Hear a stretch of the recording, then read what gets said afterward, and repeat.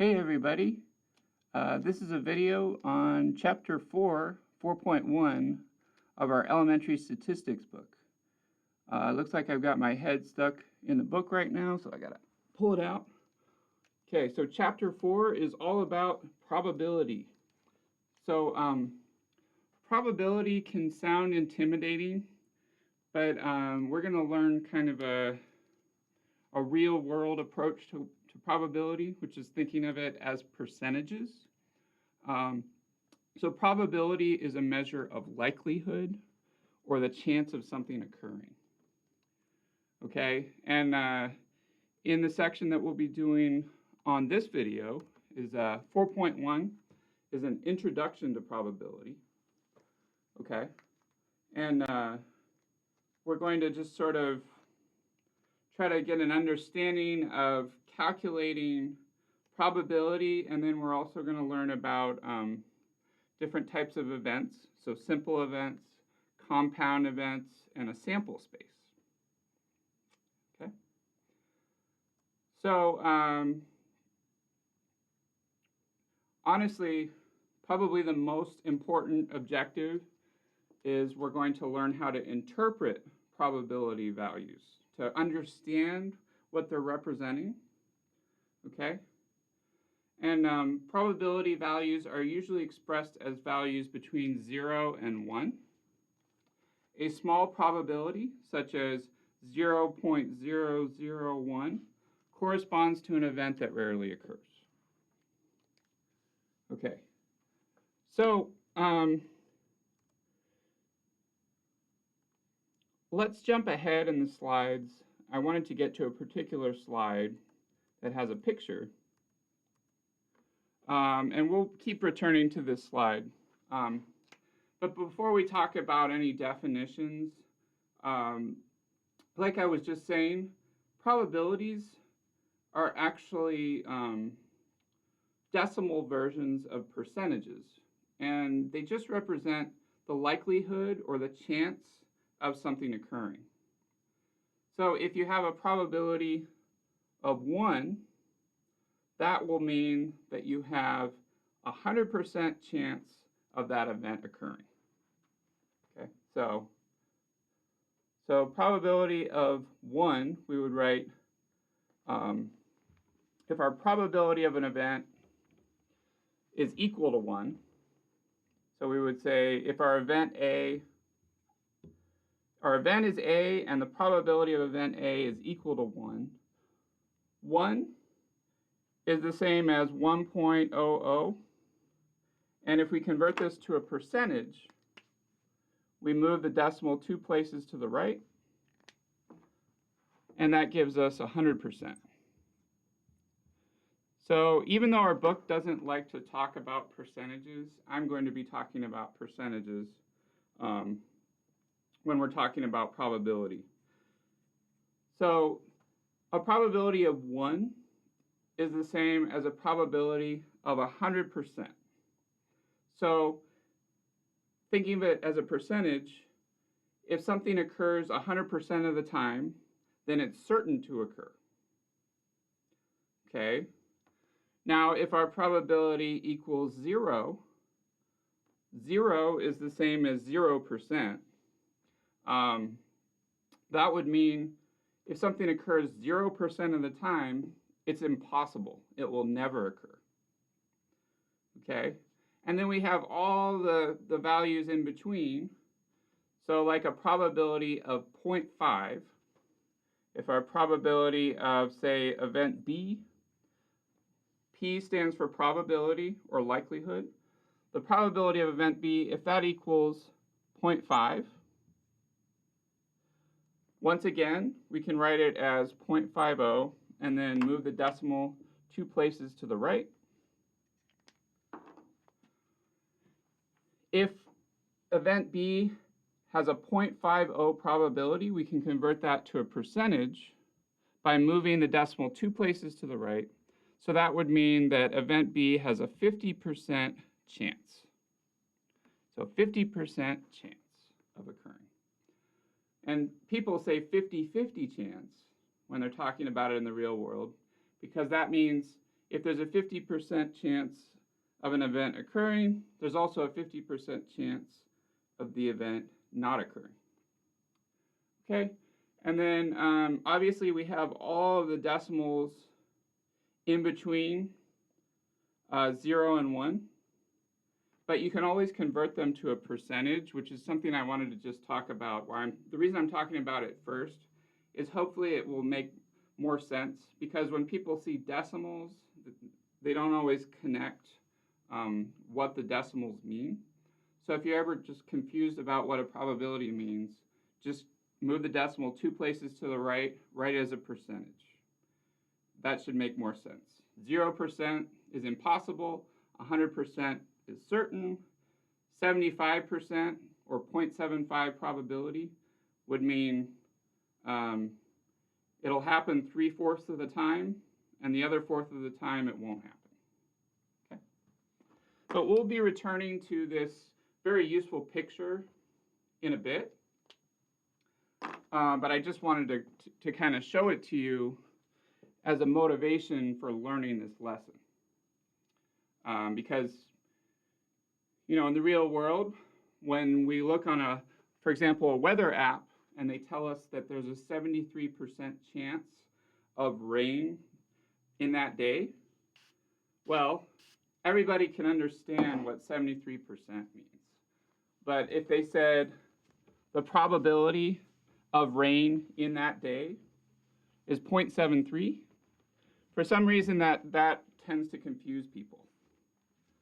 So if you ever get confused and you have a probability as a decimal, just rewrite it as a percentage to help you understand what it really means. Okay. That being said, when you're doing your homework for my class, you don't want to write your answers as percentages.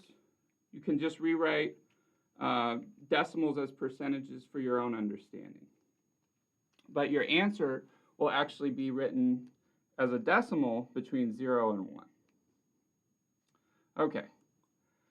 All right, so we're going to return to the approaches of finding probabilities a bit later in the lesson. But right now, I want to talk about some more basic concepts that we're going to need in order to calculate probabilities. Okay, so on this slide here, basics of probability. All right, so an event is any collection of results or outcomes of a procedure. So an example of an event would be rain. Rain in a city that we're living in. Okay, so the event might be rain on a certain day or at a certain time. A simple event is an outcome or an event that cannot be further broken down into simpler components. So a simple event will just include one outcome. Okay. So an event could include more than one outcome, but a simple event will only include one outcome. Okay? And then the sample space for a procedure consists of all possible simple events. That is, the sample space consists of all outcomes that cannot be broken down any further. So I wanted to do a quick example that's not in the slides to help you understand this a little bit better. We're just going to go to an example of rolling a fair six-sided die. Okay, so example, roll a fair six-sided die.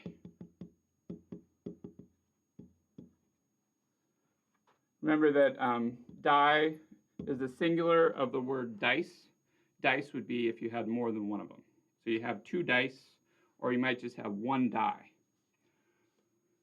So if you roll a fair six-sided die, let's go ahead and in part 1 of this example, I want to go ahead and write down an example of an event. Okay, so what's an example of an event? So an example of an event could be rolling a 2, right? Because with a 6-sided die, the possibilities are 1, 2, 3, 4, 5, or 6. So an example of an event could be rolling a 2. Okay. And I just chose 2 arbitrarily. Rolling a 1 would also be an event. And then rolling a 5 would also be an event. And if we go back to the slides real quick, remember that a simple event is an outcome, a single outcome, that cannot be further broken down into simpler components. So not only is rolling a 2 considered an event, but because it's just one outcome, it's considered a simple event. Okay, so it's a simple event. Okay, now in this section, they don't talk so much about compound events, but I want to introduce it anyway, because it'll help you understand the difference between a simple event and an event that's not a simple event. Okay, so for our second example, roll a fair 6-sided die. What would be an example of an event that's not a simple event? Okay, so not a simple event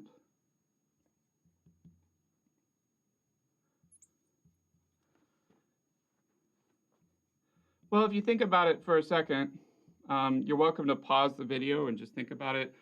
If a simple event is a single outcome, what do you think not a simple event would mean? Well, if it's not a simple event, that means instead of just having one outcome, our event has to have at least 2 outcomes. It can have 2 or more outcomes. So for this particular example, what would not a simple event look like? Well, let's say rolling an odd number.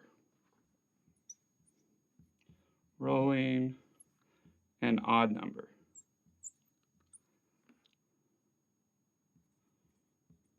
So the reason that isn't a simple event is because if you're rolling an odd number and you have a fair 6-sided die, you're actually including 3 outcomes rather than just 1. So the 3 outcomes would be a 1, a 3, or a 5. Okay? And then in the next section, in 4.2, in our next video, we'll be learning about the name for an event that's not a simple event is called a compound event. And the word compound just means you're combining things together. So a compound event, which is not a simple event, would be combining 1 or more simple events together. Well, really 2 or more is what I meant to say. So you're going to have at least 2 outcomes, not just 1 outcome, for it to be a compound event. Okay, so that should help with the idea of understanding events. Now, returning to the slides, the other thing we needed to talk about was the sample space. So the sample space for a procedure consists of all possible simple events. In other words, the sample space will just consist of all possible outcomes. And this is something that we need to get very familiar with in order to understand not just probability in this chapter, but also later in the course. The idea of listing all the possible outcomes is a very important process. Okay? So if we return to the example, the simple example that I'm doing here, if we roll a fair 6-sided die, for example number 3, or part 3 of our example, let's go ahead and see if we can list the sample space. Okay, the sample space is defined as the set of all possible outcomes. So you have to list every single possibility with this procedure that you're doing. So here we're rolling a fair six-sided die. So if you want to, go ahead and pause the video and think about what are all the possibilities, and then write them down on your paper and list them. Okay? All right, but whether you pause the video or not, the sample space here should be pretty straightforward. The only thing that you might not have seen before is because the sample space is considered a set, we have to use curly braces. And the curly braces of a set, you can kind of just think of as a set as a container that contains objects. And here the objects that are in this set are going to be the possible outcomes. So if we're rolling a fair six-sided die, rather than writing rolling a 1, rolling a 2, rolling a 3, we'll just abbreviate it as 1, 2, 3, 4, 5, 6. And then we put another curly brace on the right side to indicate that that is the end of our set. Okay, so here the sample space is the set containing all possible simple events. And remember, each simple event is the same as a single outcome, one single outcome. And here I'm just abbreviating it, but 1 would mean we're rolling a 1. 2 would be rolling a 2, 3 would be rolling a 3, and so forth. All right, so why are we learning about all this? Why does this help us? Well,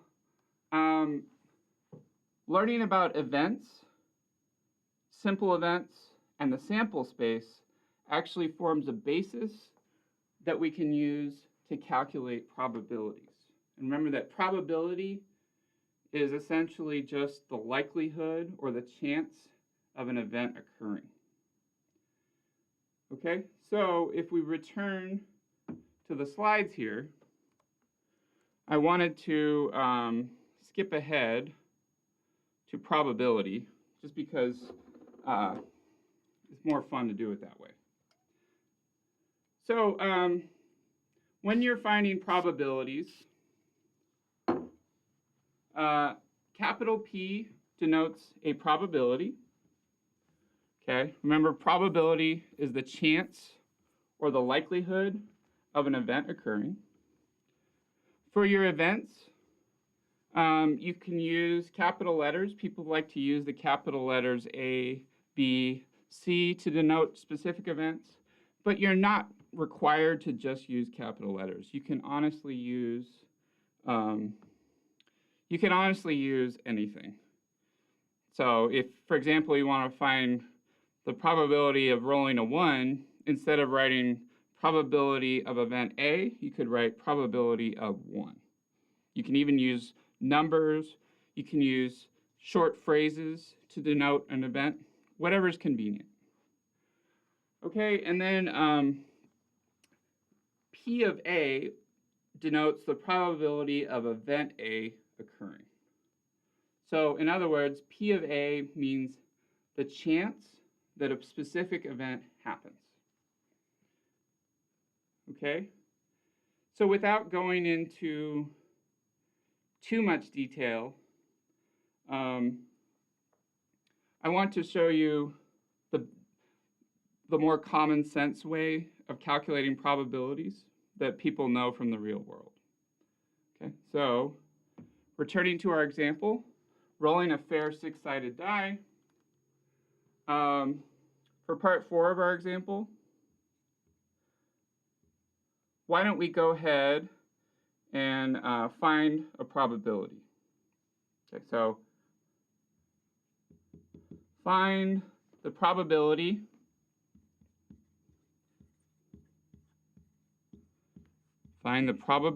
which is the same as the chance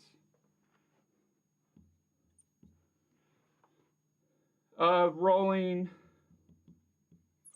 a 2. Find the probability of rolling a 2. So This is the same as asking us to find the chance or likelihood of rolling a 2. The book makes this seem very complicated. I'm saying it's not that complicated. Most people already know how to do this from the real world. So probability just means the chance or likelihood. So the chance or likelihood is just written as a fraction. And the numerator of your fraction would be the number of outcomes in your event. And then the denominator will be the number of outcomes in your sample space. Okay, so let me erase this so I have some room. So let's go ahead and first just translate this sentence into our notation. So the probability of rolling a 2 we can write as capital P, which stands for chance, likelihood, or probability. And then rather than writing rolling a 2, we can just write 2 as our event, which stands for the chance of rolling a 2 when we're rolling a fair six-sided die. So most of you should probably already know what this is, just from, living in the real world. So most people would already know that this is 1 out of 6. And 1 out of 6 is 1 over 6 when you write it down. It's a fraction. So the numerator of our fraction, 1, is the same as the number of outcomes in our event. Okay, so 1 outcome in this simple event 2, because there's only 1 outcome, which is just rolling a 2. Okay, so 1 outcome of in our event. Let's say, instead of let me just write in. Okay, so 1 outcome in the event. And then how did we get the 6 in the denominator? Well, intuitively, a lot of people are able to just think that it's 1 out of 6 because there's only 1 outcome of a 2, and then that's out of or divided by 6 possible outcomes. In other words, there are 6 outcomes in the sample space.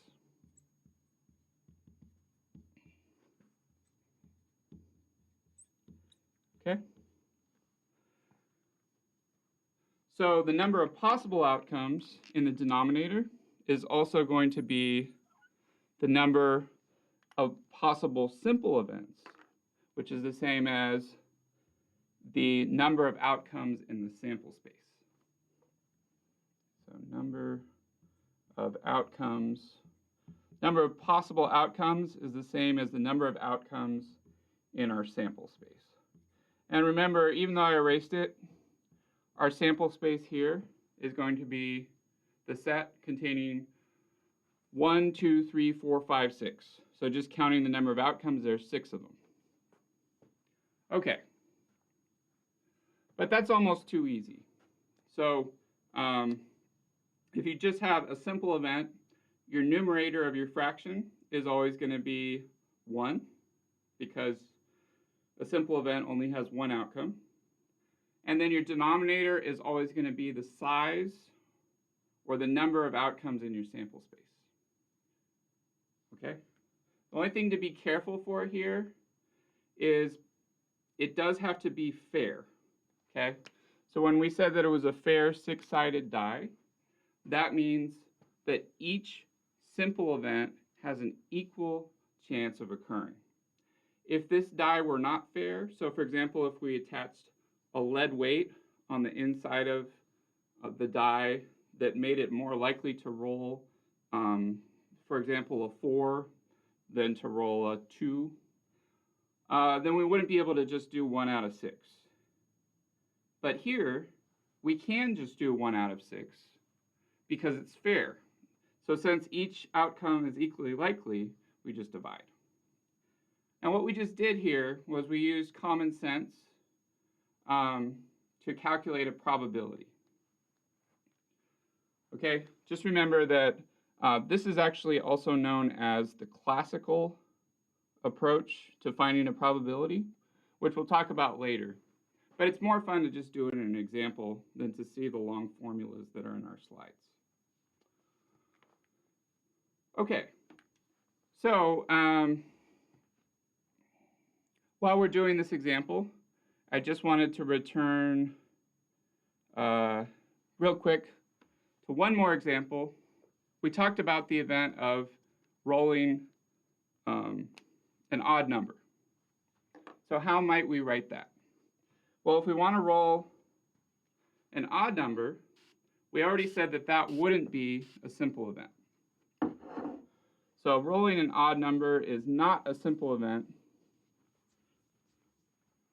but we can still use common sense and division to go ahead and calculate the probability.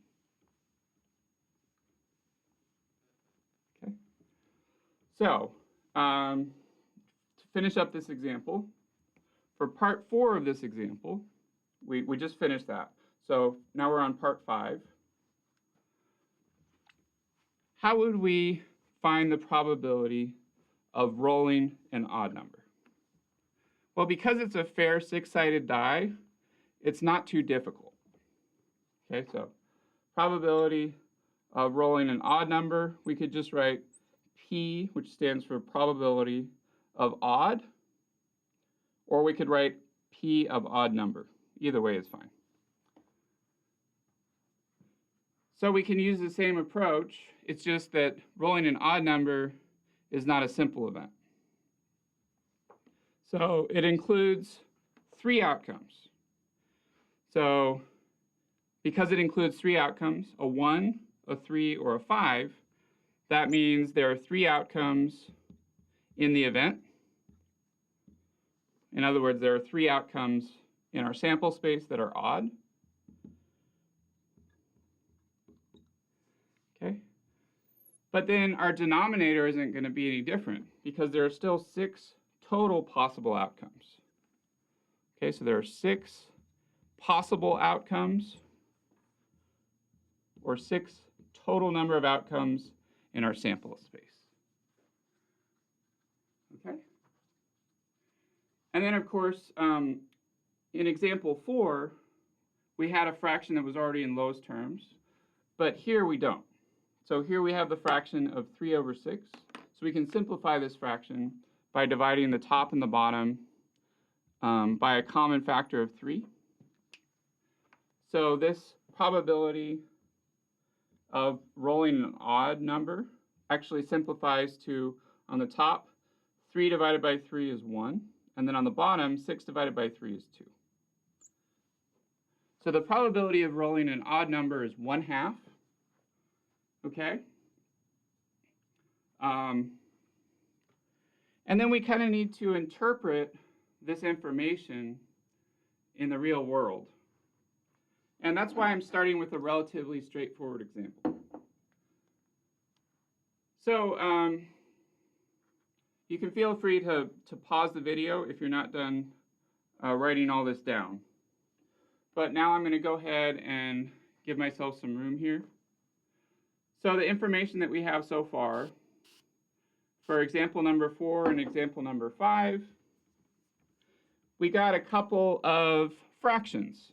But I did want to talk about how we can rewrite these fractions as both decimals and percentage, because that's a process that you're going to need to know how to do for your homework. Okay, so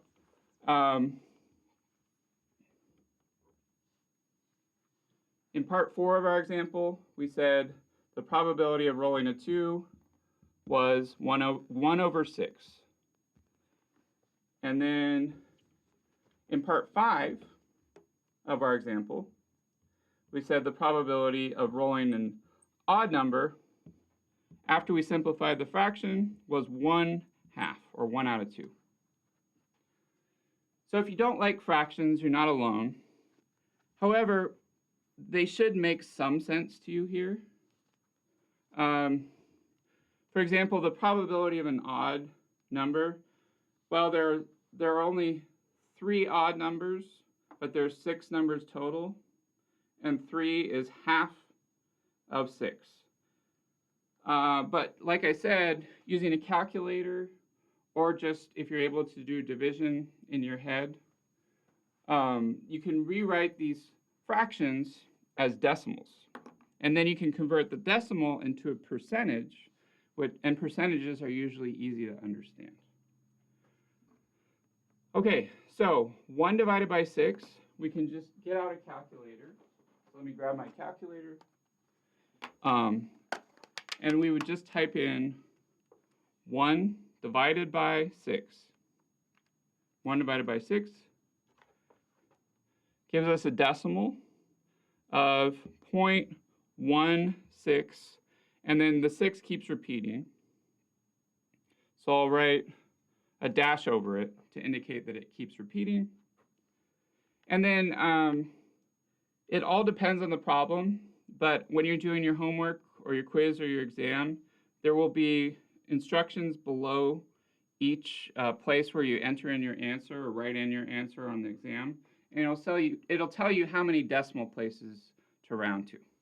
Here, I'm just going to go ahead and round to 3 decimal places. Okay.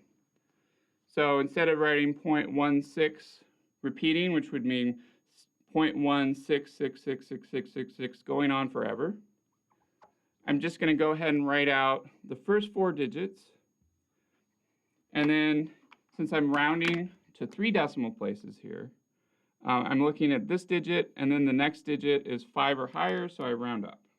So this is going to round to 0.167. Okay? And keep in mind that even if you don't like the decimal form of a probability, it is important to be able to write the decimal form, because that's how you're going to need to write your answers on your homework, quiz, and exam. It's a little bit obscure though. So what does this 0.167 tell us? Well, like I said, the easiest way for a lot of people to understand probability is, instead of writing as a decimal between 0 and 1, we write as a percentage. So we move the decimal 2 places to the right, and then all of a sudden it should make sense. So if I move this decimal 2 places to the right, that means that we have a 16.7% chance. 16.7% chance of this event occurring. I need to write a little bit smaller here. So let me just write that a little bit smaller.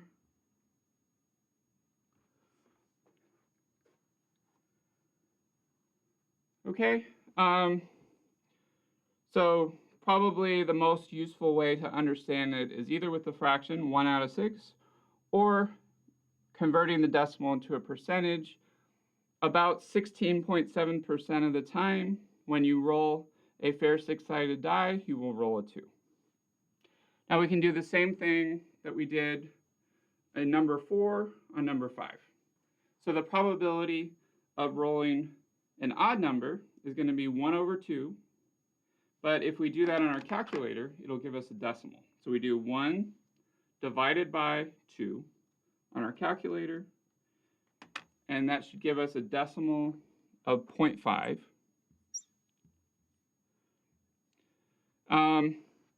We don't even have to round that one, because there aren't any more decimal points. But we probably still should convert it into a percentage so that we can understand what it means. So if we move the decimal 2 places to the right, and then for this empty space we put in a 0, that's going to give us 50%. So there's a 50% chance, or what people in the real world would often call a 50-50 chance, of rolling an odd number. And one interesting thing to note is, because there's a 50% chance of rolling an odd number, there's also a 50% chance of not rolling an odd number. So there's a 50% chance of rolling an even number. Okay, but we'll return to all those other cases later in this section, and then also in section 4.2, where we'll be learning about the addition rule and the multiplication rule for compound events. Okay, so let's return to the slides while I erase this. So looking at the slides here, we're going to go ahead and go back to, remember, events, simple events, and sample space.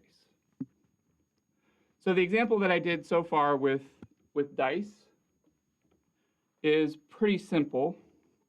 I'm sorry, I shouldn't have said dice. I'm supposed to say die, since we were just talking about, it's the singular of the word dice.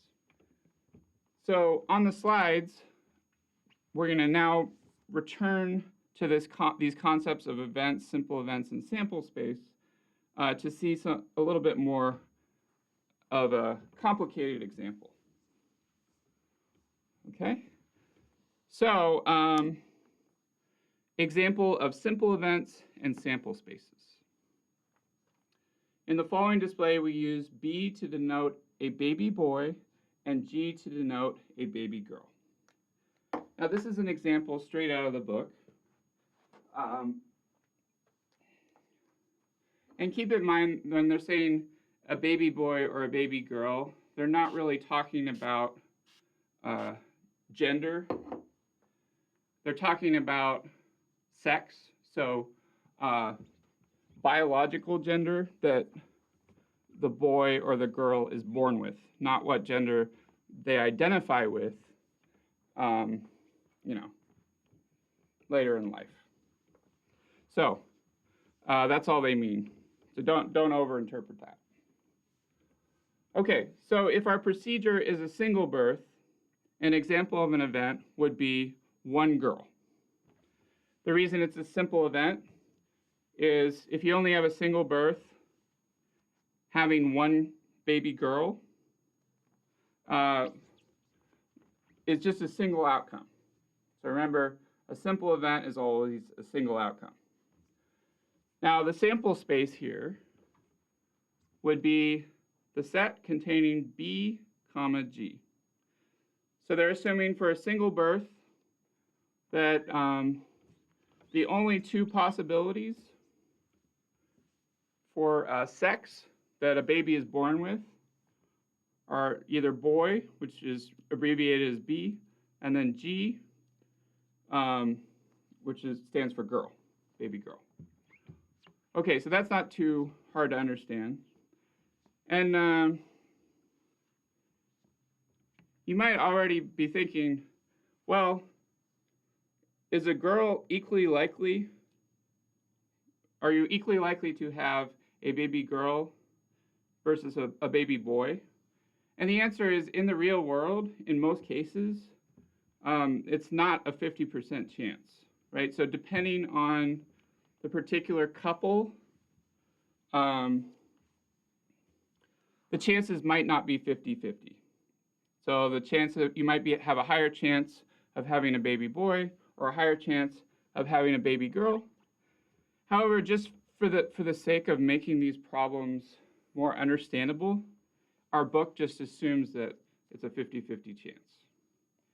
And keep in mind that in the real world, if you are able to determine those probabilities, you can always just plug in a number besides 50%. Okay, so the other thing that's going on here is in this table, we just talked about a single birth, which is pretty straightforward. There's only two possibilities. With three births, we have a lot more possibilities. And so an example of an event would be having two baby boys and one baby girl.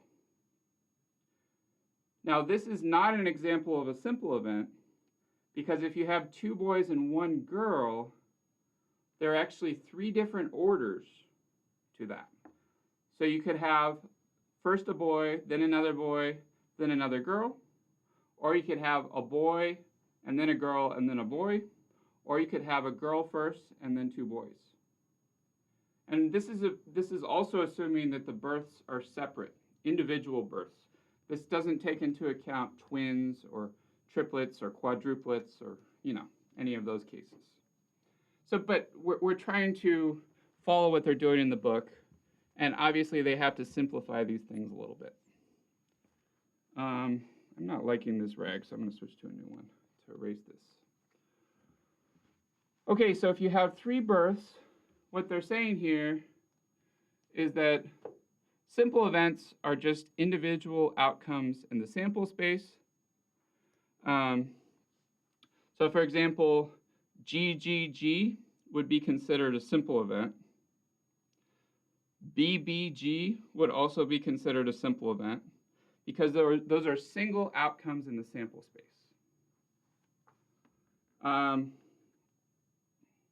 But 2 boys and 1 girl is not a simple event because it's actually including 3 different outcomes: BBG, BGB, and GBB. Okay, so hopefully that makes some sense. All right. So like I was just saying, for simple events with 1 birth, the result of 1 girl is a simple event. And for example, the result of 1 boy is another simple event. They are individual simple events because they cannot be broken down any further. Okay, with 3 births, the result of, for example, 2 girls followed by a boy, GGB, in that order, is a simple event. And then, as I already talked about with our long example of rolling a die, when rolling a single die, the outcome of a single number, as long as it's a 6-sided die, the outcome of a 5, for example, is a simple event, but the outcome of an even number is not a simple event, right? Because there are 3 even numbers, so 3 outcomes. Whereas with a 5, there's only 1 outcome that's a 5. Okay, so hopefully that makes sense. Not a simple event. With 3 births, the event of 2 girls and 1 boy is not a simple event. Other examples beyond that one that is not a simple event would be any event where you are including more than 1 outcome. Any event that has more than 1 outcome is not a simple event. Here we have 3 outcomes. Another example of an event that's not a simple event here, if we're talking about 3 births, would be the event of having all children of the same gender. I shouldn't say gender. Sorry, all children of the same sex or biological gender that they're born with.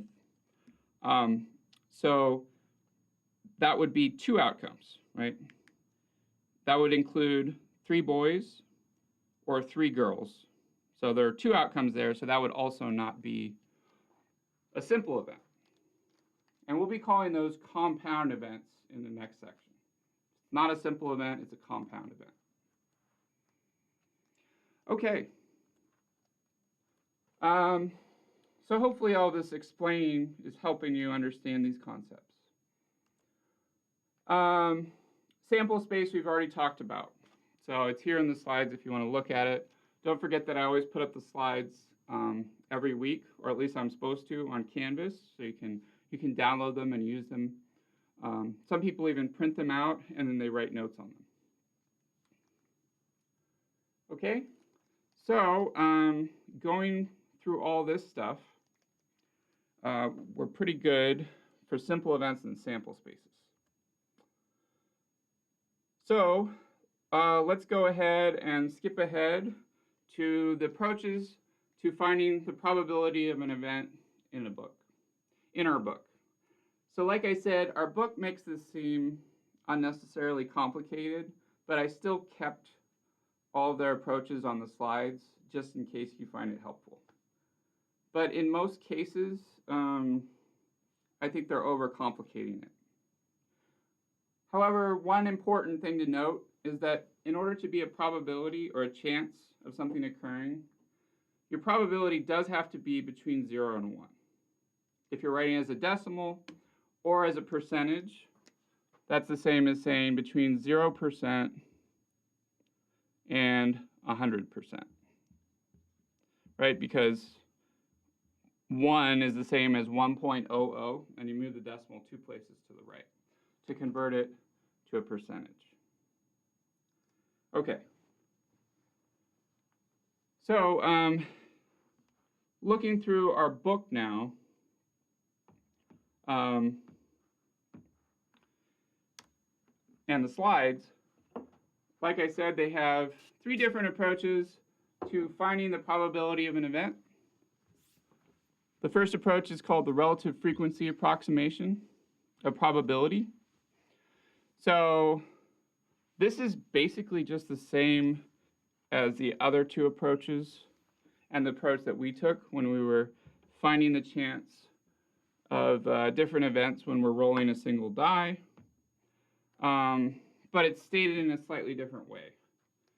So if you have a procedure and count the number of times that event A occurs, the probability of event A is then approximated, which means it might not be 100% correct, but it's approximated or estimated as the probability of event A equals the number of times event A occurred over the number of times the procedure was repeated. This is a lot like what we were just doing, though. You can think of the numerator as the number of outcomes in event A, even though that's not exactly what they're saying. It's still the same idea. So the number of outcomes in event A is sort of like the number of times A occurred. And then the denominator is the same as the number of outcomes in your sample space, which would be the number of times the procedure was repeated. So like I said, it's basically what we were doing. They just make it seem more complicated. But maybe it's helpful for some people. So let's jump ahead to an example of using this formula. Okay. Relative frequency probability, airline crashes. Find the probability that a commercial airliner will crash on any given flight in a certain year.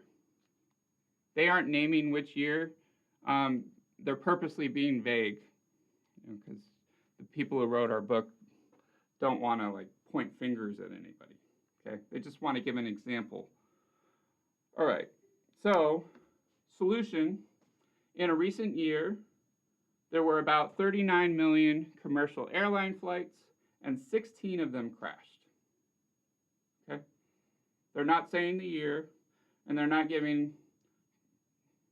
saying where this source is from, probably deliberately. We use the relative frequency approach as follows. The probability of an airline crash equals the number of airline crashes. So this numerator here is the same as essentially the number of airline crashes can be thought of the same way we were doing with the dice example or the die example. Your numerator is still basically the number of outcomes in your event. Okay, so the number of airline crashes, our event is an airline crash, and there were 16 airline crashes. So it's really kind of the same thing. We're still dividing. So the number of airline crashes would be the number of outcomes in our event, roughly speaking. And then the 39 million commercial airline flights in that year would be our denominator, and those 39 million flights can be thought of as kind of similar to the idea of the sample space, right?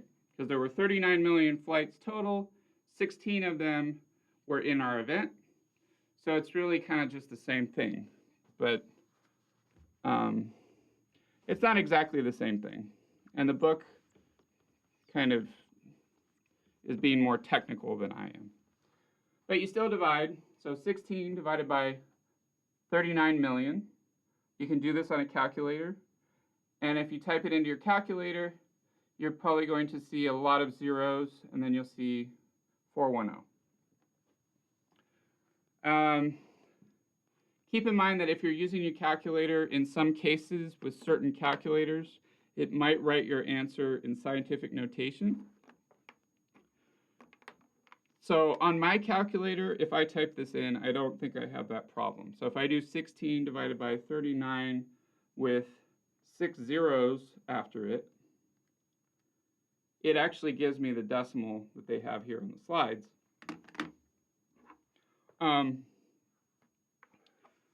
But keep in mind that some other calculators might write it in what's called scientific notation. So it would actually, the way scientific notation works is if you move the decimal place and count 1, 2, 3, 4, 5, 6, 7, and then I stop here.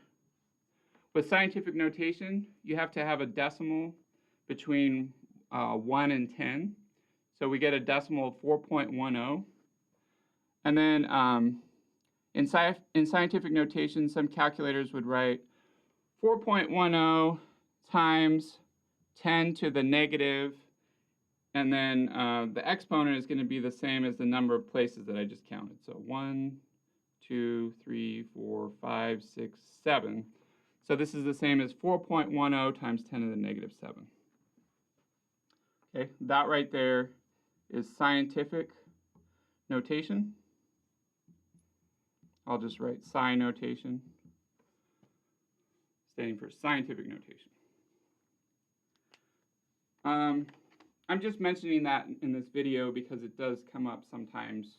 If you get a really small probability, like a number that's even smaller than this with even more zeros before we have non-zero digits, your calculator might write it in this fashion. But just remember, you can just sort of work backwards. So if it gives you scientific notation, you would start with the 4.10, and then if your exponent is negative 7, to convert it into standard notation, we would just move the decimal 7 places to the left to get the original number. So I'm just mentioning that because that should be helpful. Okay, cool. So we're learning the basics of probability. Hopefully this isn't too easy, but if it is, that's good. That means you're getting the concepts. All right, and then in our book with the solution, they say that we can't use the classical approach because the two outcomes, crashing and not crashing, are not equally likely.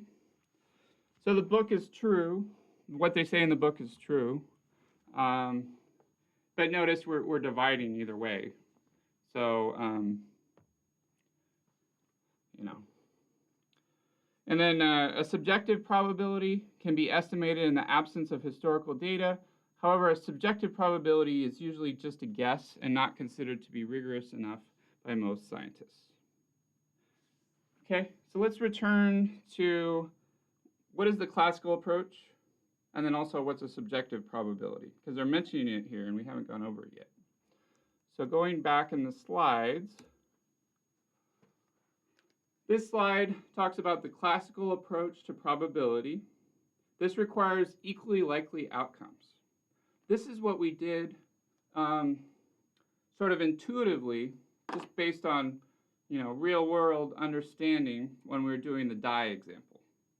If a procedure has n different simple events that are equally likely, remember we said our die that we rolled was fair. That meant that each possible outcome or each simple event was equally likely. And if event A can occur in S different ways, then the probability of event A equals the number of ways event A occurs over the number of different simple events. Okay? Or using their letters, that's going to be S over N. Don't get S confused with the standard deviation. It has nothing to do with that. I don't know why they use that letter. Honestly, it doesn't mean the sample standard deviation here. Here they're just choosing the letter S to represent the number of ways event A occurs.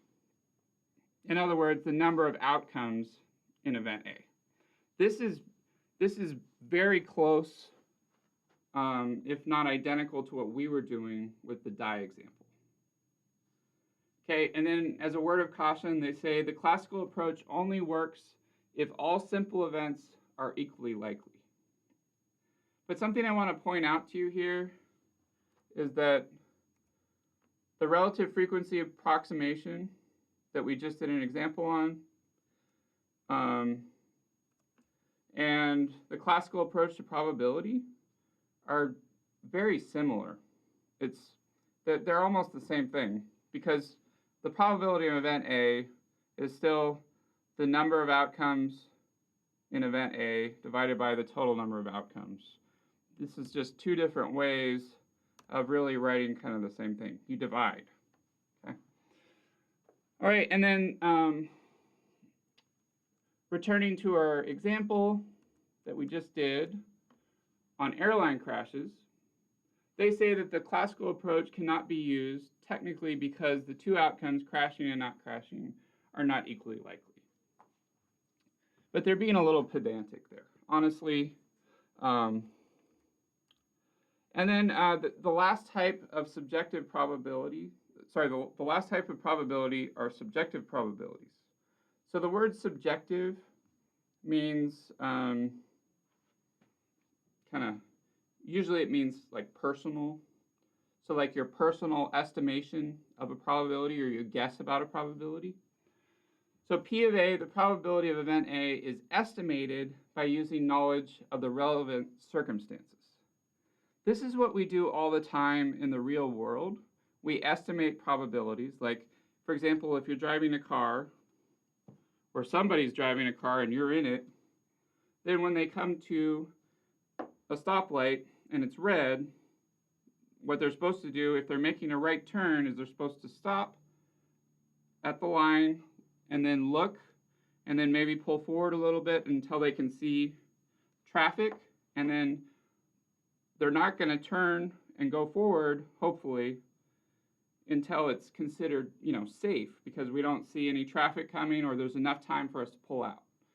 But what people are really doing there is they're estimating, well, if I go out now, my chance of getting in a crash from making this right turn needs to be very low. And of course, if you're a risky driver or if you're intoxicated, you might not be driving properly.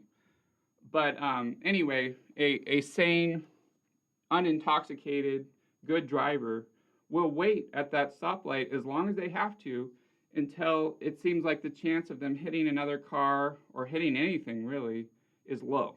So they're estimating the probability of getting in a car accident, and if they're a good driver, they're waiting until the probability of getting in a car accident is low enough for them to actually pull out. Okay, so we do subjective probability all the time in the real world.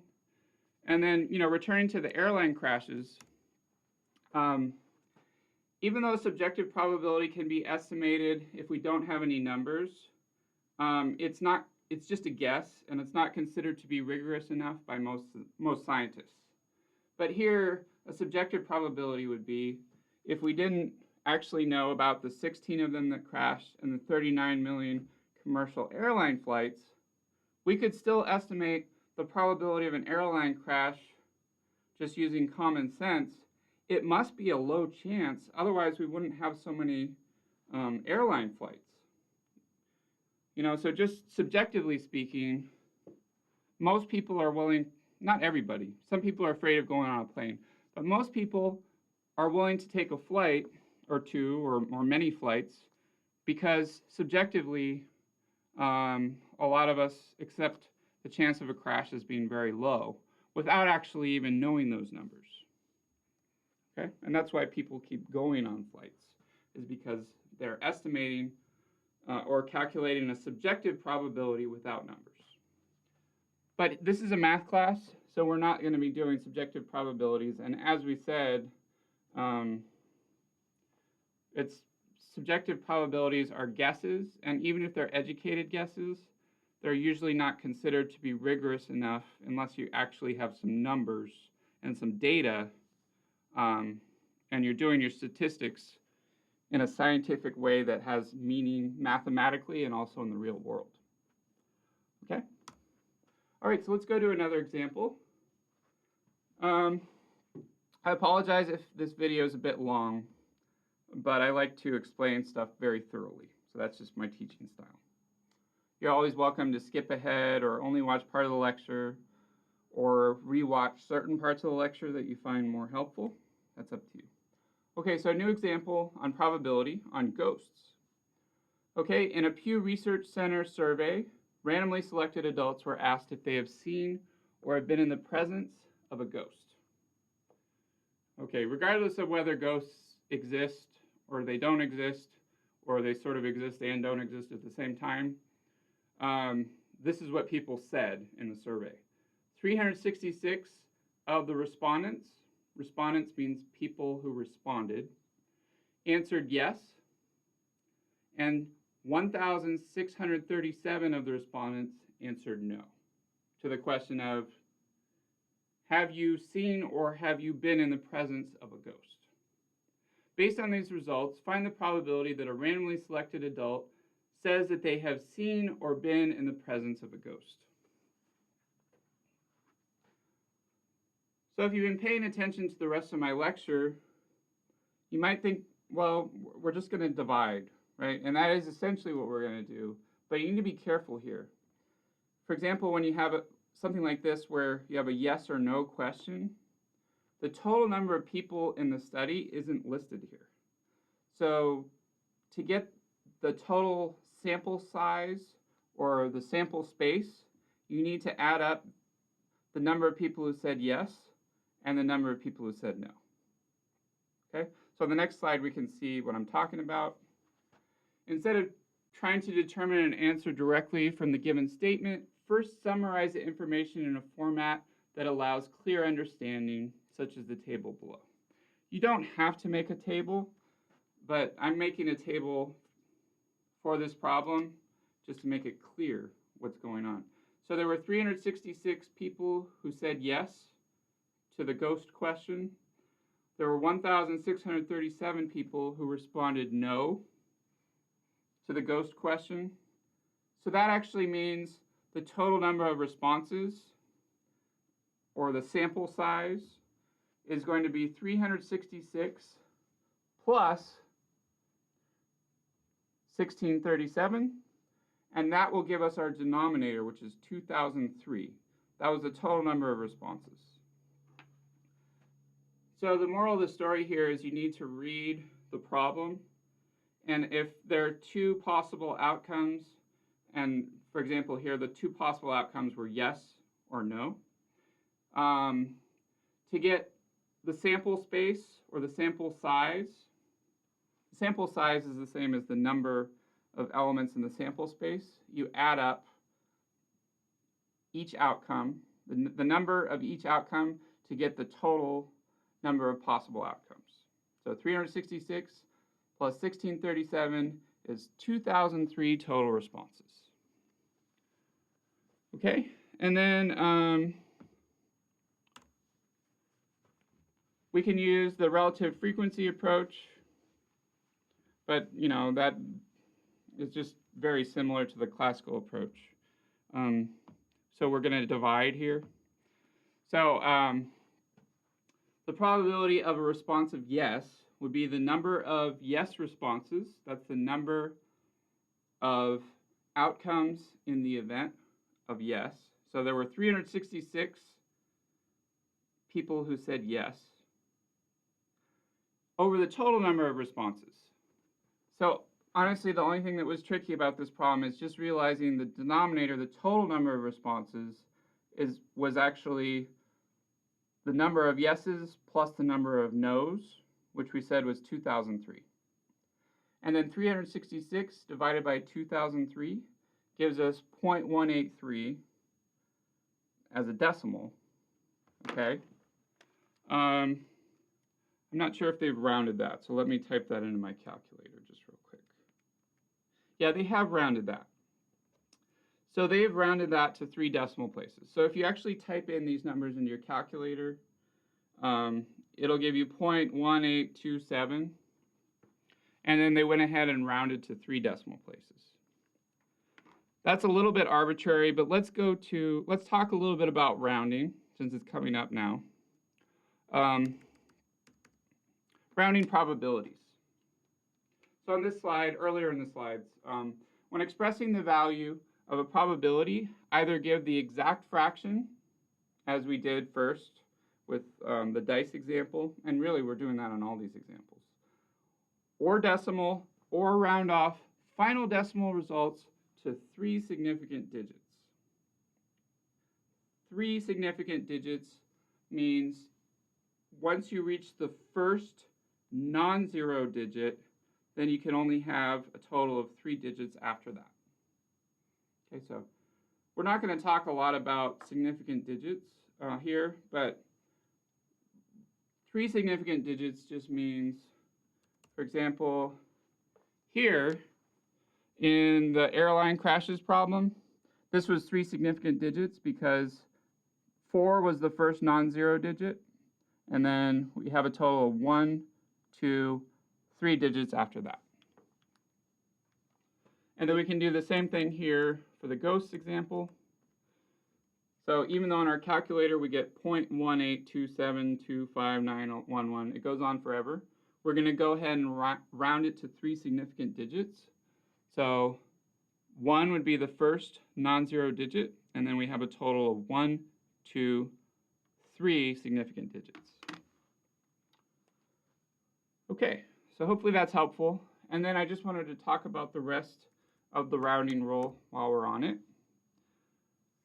Suggestion: when a probability is not a simple fraction, such as 2/3 or 5/9, express it as a decimal so that the number can be better understood. This is what they say in the book. And I'm also going to add, decimals can be confusing for a lot of people, so a lot of people would do well to also convert the decimal into a percentage, just so that they can understand what the probability means, what the chance is as a percentage. So like with the airline crashes example, we could convert that into a percentage. So how do we convert it to a percentage? Well, you multiply by 100%. And that's why we, when you're multiplying by 100%, that's why we just keep moving the decimal 2 places to the right. So if we move this decimal 2 places to the right, then that will give us a percentage. So we're going to have a total of 1, 2, 3, 4 zeros, and then we have 410. So as a percentage, this would be 0.0000410%. Okay, so we have 4 zeros there, and then we have 410. And even as a percentage here, we can see that that is a very small chance. And subjectively, that's why, without even knowing these numbers, people go on airline flights all the time because the chances that, or so they've been told, are very low of being in a crash. In that particular year, assuming these numbers that they gave us in the book are actually based on that year, which they're claiming here, 0.0000410% is a very low chance of being in an airline crash. And the chances might even be lower now, or they could be higher because of the weather, but people still subjectively calculate the probabilities, and they view them as safe, or pretty safe enough to ride on.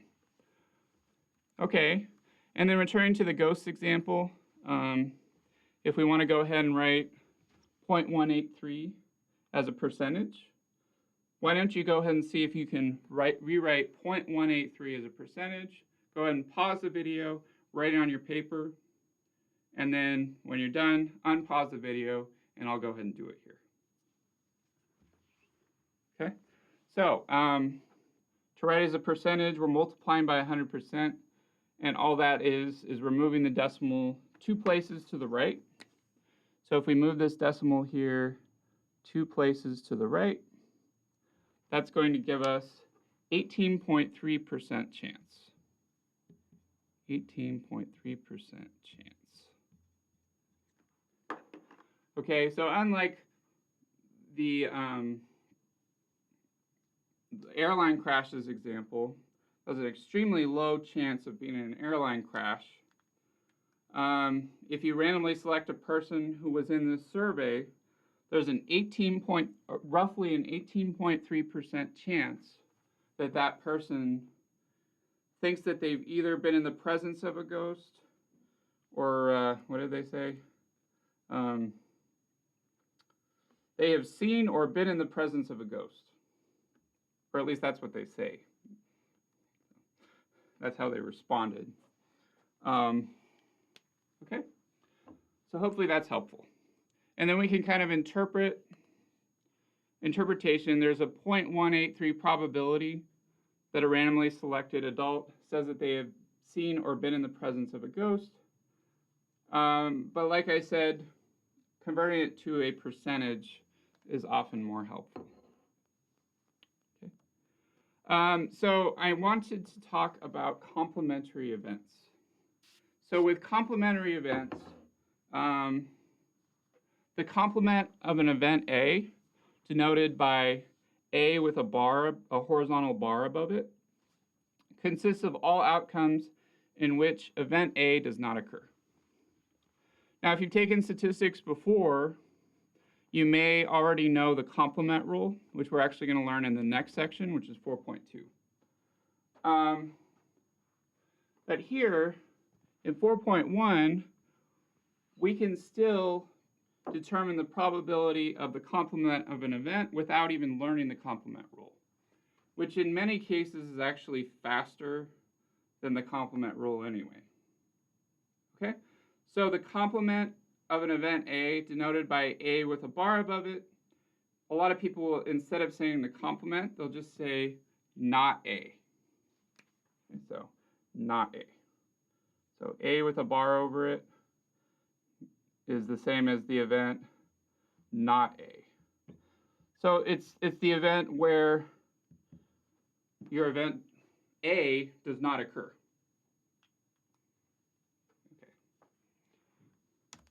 Okay, so let's just jump into an example of this. Without even learning any more math, we can still calculate this. And it's almost just common sense, really. Okay, complement of internet users. So at the time this book was written, in a Pew Research Center survey of 2002 randomly selected adults, in that survey, 1,782 of those respondents said that they use the internet. Okay, obviously, if we did a survey that was more recent, given how much technology has grown over the years, there might be a lot more of them who would say that they use the internet, a lot closer to 2,002 of them. But anyway, here, the data they have is 1,782 of the respondents said that they use the internet, and there were 2,002 randomly selected adults total.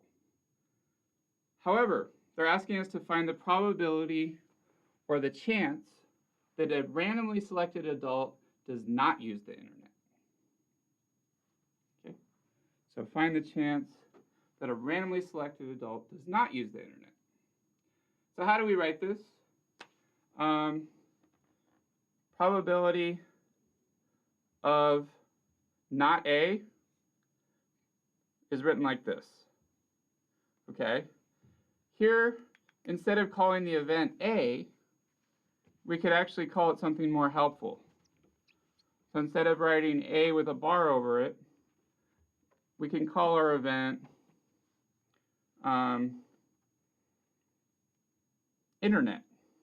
So we want to find the probability that a randomly selected adult does not use the internet. So we would want the probability of internet with a bar over it, which is just a fancy way of saying, what is the chance that someone in this study did not use the internet? Okay, probability of internet complement or not internet. Without even learning a complement rule, we could just quickly determine how many people in this study didn't use the internet by subtracting, okay?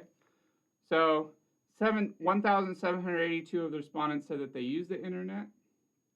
And then if we do the 2002, which would be the total, we can do 2002 minus 1,782 who said they did use the internet to get the number of people who didn't.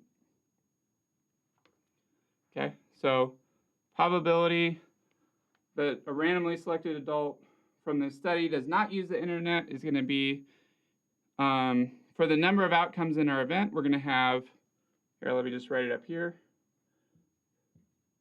2,002 people minus 1,782.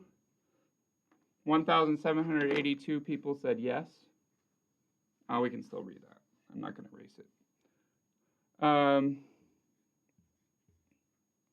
Gives us, on our calculator, we can quickly do this. So 2,002 minus 1,782 gives us the number of people who said no.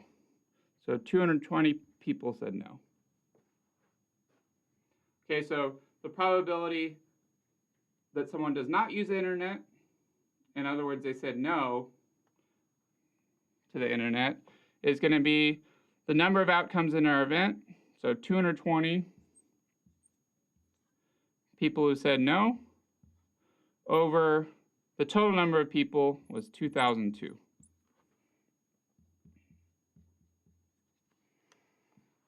Okay, this is technically the relative frequency version of probability, but it's the same idea. Your numerator would be the number of people who said no, or the number of people who say they don't use the internet. That's the number of outcomes in your event. And then your denominator has to be the size of the sample space. So there are 2,002 people total in the study. Okay, so hopefully that's helpful. And if you look on the slides, they say the same thing. So among 2,002 survey subjects, 1,782 use the internet. So it follows that the other 220 do not use the internet. Okay, so they don't even bother to write the subtraction like I did. But there's no harm in writing out the subtraction. So the probability of not using the internet, which is the same as the probability of the internet with a bar over it, is 220 out of 2,002. And then if you type that into your calculator, you get 0.110 as a decimal. And then, of course, to understand it, you might want to convert it to a percentage. If you move the decimal 2 places to the right, this should give you 11%. So about an 11% chance at the time the book was written that someone in this study says that they don't use the internet. And like I said, if this were more recent data, this chance might be a lot lower. Okay, it might only be like 1 or 2% nowadays. But at the time the book was written, this was the data that they got. Okay, cool. So I just want to kind of review all this stuff that we learned in this lecture. I know this was a long lecture.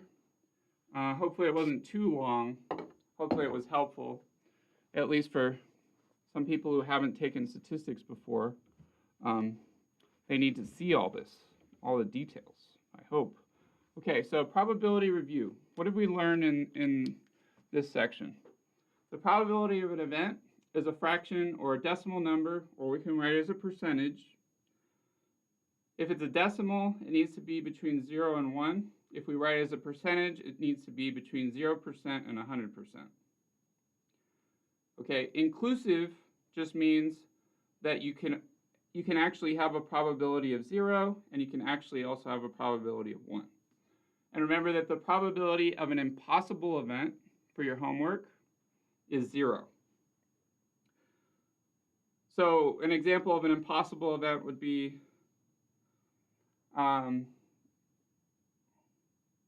well, hopefully an impossible event would be having a conversation with your mother 10 years before you were born. Right, that would be considered impossible. I mean, unless there's some kind of time travel going on. But assuming no time travel or magic, that's probably an impossible event. An event that is certain to occur has a probability of 1 or 100%. So for example, an example of an event that's certain to occur is if you want to find the chance of rain in a town on a certain day, but you're in that town and it's raining right now on that day, then, you know, regardless of the chance that they gave you the day before, it's 100% certain that it did rain that day in that town because you're in the rain right now. That should make sense. So 100% is the same as 1 as a decimal. Notation, P of A is the probability of an event A. Other notation, P of A with a bar above it is the probability that event A does not occur. Okay, so thank you for watching, and I will see you in my next video on section 4.2, where we dive further into the exciting world of probability.